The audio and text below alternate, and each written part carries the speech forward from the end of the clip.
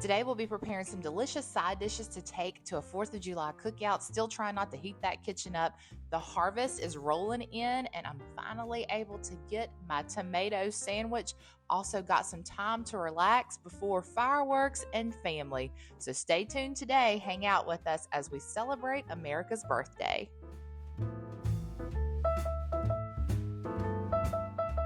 Hey friends, I'm Jen and this is Simply Home and Harvest. Well, today is the 4th of July here, but obviously this video is not going to make it to you before or on the 4th of July. So having said that, I hope that you all enjoyed a wonderful day and weekend celebrating our beautiful country with your friends and family. And we did as well. I thought I would bring you along just for some of the festivities, more so to show you a couple of the dishes that we are making for today. We're actually going to family's house for a cookout, enjoying some time together and getting in some pool time, and then probably we'll head to fireworks tonight. So I thought, you know, that's what I'm doing today. I would just bring you along and show you. Now, I am responsible for bringing the baked beans and the potato salad. So I decided to go with the Cowboy baked beans that I had made last year.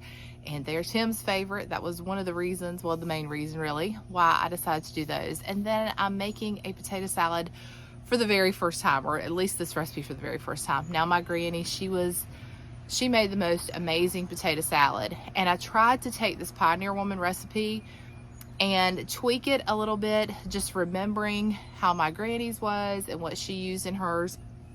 Ooh, being attacked out here by some bees. And so I just tried to, you know, make it as close to her version as possible, but using the measurements from the Pioneer Woman, because sadly I don't have my granny's potato salad recipe. So I'm just gonna go off memory. But we actually got started with the prep of all that yesterday. So I'm gonna take you back to yesterday and show you how we prepared for today's dishes.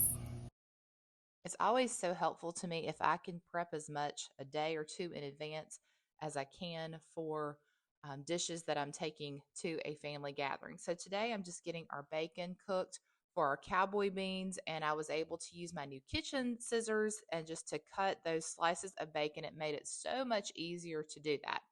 Also, I wanted to tell you about this country peach passion tea. Now, I use about 3 bags in my iced tea maker, and it made the most delicious peach tea. So if you like peach tea and you have one of these iced tea makers, definitely give that a try. I just added some of our raw sugar. You could add honey in if you want it a little sweet, or you can enjoy it unsweet if that's your jam. But here in the South, we like the tea sweet. At least that's the way our family prefers it. Now that we've got our bacon cooked and browned, I'm just going to get it over on some paper towels and let it drain there. We do reserve our leftover bacon grease and use that in cooking, and that is always very helpful to have on hand. So now that we've got our bacon on the paper towel to drain, we're going to start on the ground beef for the cowboy beans. Now I'm just using a pound of lean ground beef. I believe this is the beef from Aldi, but you can use whatever you prefer. I like the lean just because we've already got that bacon grease, and you know, we don't need a lot of grease in the beans, but it does give it a little flavor now that we're cooking it in a little bit of that bacon grease, so that that lean beef does have a little bit of seasoning to it. I am going to add in some additional seasoning though. We're going to add in some minced onion, some garlic powder, and some onion powder. You could completely cut up an onion, cook that in that leftover bacon grease, and then add your hamburger to it. That would be absolutely delicious. But my husband does not like onions, and he loves these cowboy beans. So the last thing I want him to do is bite into an onion, or we might not be friends anymore. So we are just going to do the minced onion and the onion powder. He has never detected that I know of. So we're safe there. Now that we've got our meat browned, we're going to move on to the potato salad. So this is just the day before and kind of getting everything together. I went ahead and made the potato salad completely the day before.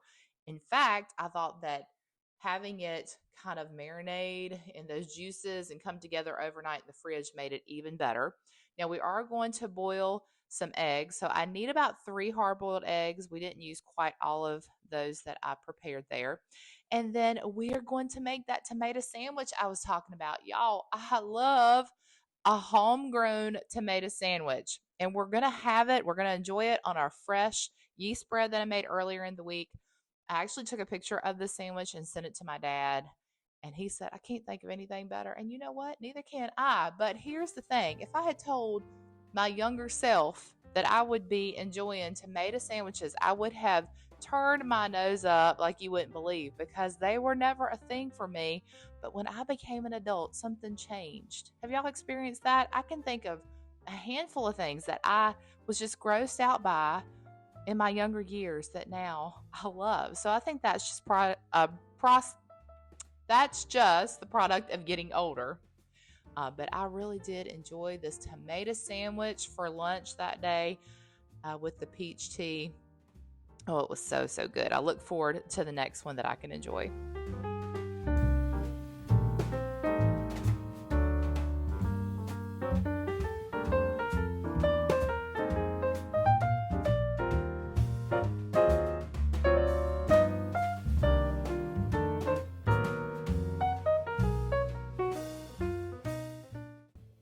We enjoy that nice lunch break, but now it's back to work. So the first thing we need to do to prepare our potato salad is to get our potatoes washed and cut up. I already cut up probably, I think it was a little less than 5 pounds of potatoes. I'm using the yellow potatoes, and I just cut those into like 1-inch chunks, and we're going to bring those to a boil. I'm just peeling our eggs for the potato salad. Now, we're not going to need all 6. We're just going to use 3, and we're going to get those cut up into small pieces. And you can see that our potatoes are ready when they are fork tender. Now, I'm not going to completely mash these up because they will continue to kind of fall apart as they cool. So I just slightly mash them, and now I'm just going to transfer them to the bowl that we're going to prep everything in. I did let them cool off maybe for a couple of minutes, but really, you don't need to at this point because everything is going to is going to chill in the refrigerator. All right, first ingredient to add in, my favorite Duke's mayonnaise. And you see that we're scraping the bottom of the jar there, but don't worry, friends. We always have a backup. That's something that we try to keep on the shelf. And our recipe, I will link down below for you. Like I said, I'm using the Pioneer Woman, but I'll give you all of the precise measurements that I used and tell you anything that I changed to tweak this and make it more like my granny used to make. All right, so we're going to start out with roughly 1.5 cups of mayonnaise. Of course, you know I'm using the Duke's mayonnaise, but you can use whichever you prefer.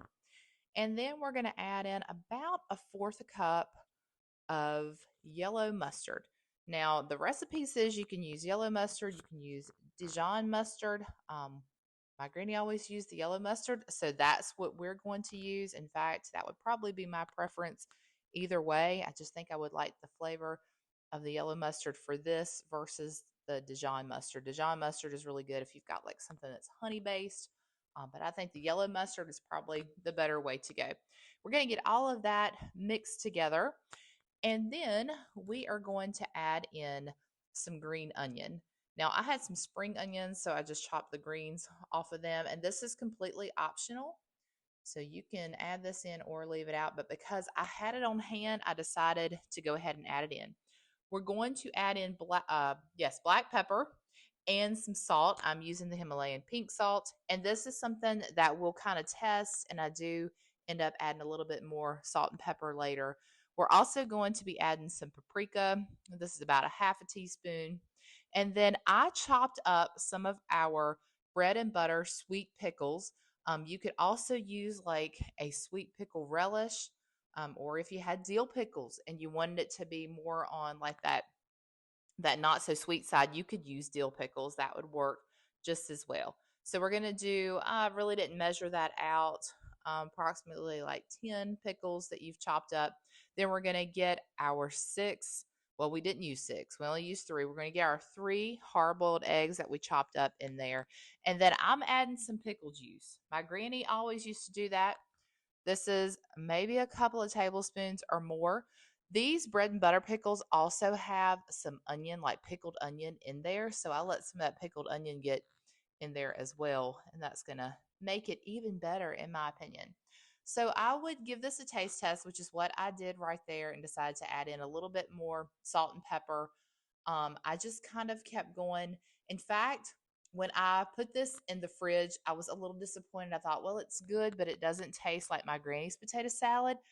But after everything had set up overnight, the next morning when I tasted it, it tasted almost exactly like hers. So I'm going to favorite this recipe and make sure that I copy it down and add those notes and save it because it is so much like her recipe. So we're going to move on to our cowboy beans. This is the next morning, and we're just adding to our slow cooker 2 large baked beans, a can of pinto beans, a can of pork and beans, and a can of Great Northern beans. Now, my original recipe says 2 cans of Great Northern, and I did drain the Great Northern beans, but I just decided to do 1 can because it makes so much that I thought we will not miss it. We added in our hamburger and bacon that we prepared the day before. It had been in the refrigerator, so you do not have to worry about bringing it up to room temperature. Everything is going in there cold anyway, so it'll be just fine. We also added to this some ketchup, some brown sugar, and some barbecue sauce. Now, I will also link the recipe to this below, so you'll have all of the exact measurements that I'm using, and then we cook that on low for 4 hours. Now, I was so excited to be able to sit in the shade. There was a breeze blowing and enjoy another glass of that peach sweet tea and a garden book that I had been looking forward to sitting down and enjoying. It was just the most wonderful morning. And our beans did all that cooking, and they were thickening up right before it was time to head to our family's house and the cookout. So I'm going to show you a little bit of the footage, all the food that we enjoyed. Everything was so delicious, as I'm sure your cookouts were just as delicious. If you have any summer side dishes you want to share with me, you be sure to leave those in the comments below. Maybe we'll try them out for this summer.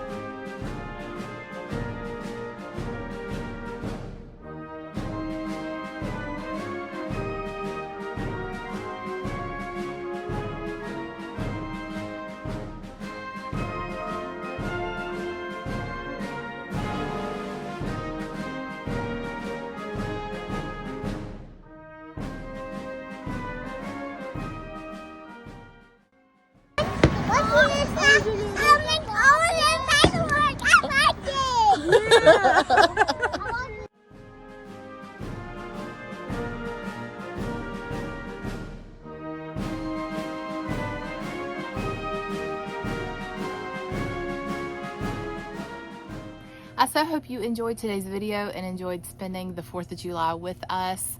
And like I said, I hope you and your family and friends had a wonderful time celebrating our country. I promise, I have been working on all this decluttering that I've been telling you all about, but we got sidetracked. I'm hoping to get all that finished up so I can get that video out to you soon. We are planning to head out of town for the weekend to visit some family, so I'm hoping to get a lot of filming done in between today and that time so that I can get some videos out to you.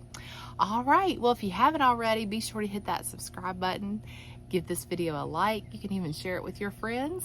I would appreciate that so much. And until next time, remember to live simply, use what you have, enjoy the moments you've been given, and I will see you all in the next one. Happy 4th, y'all.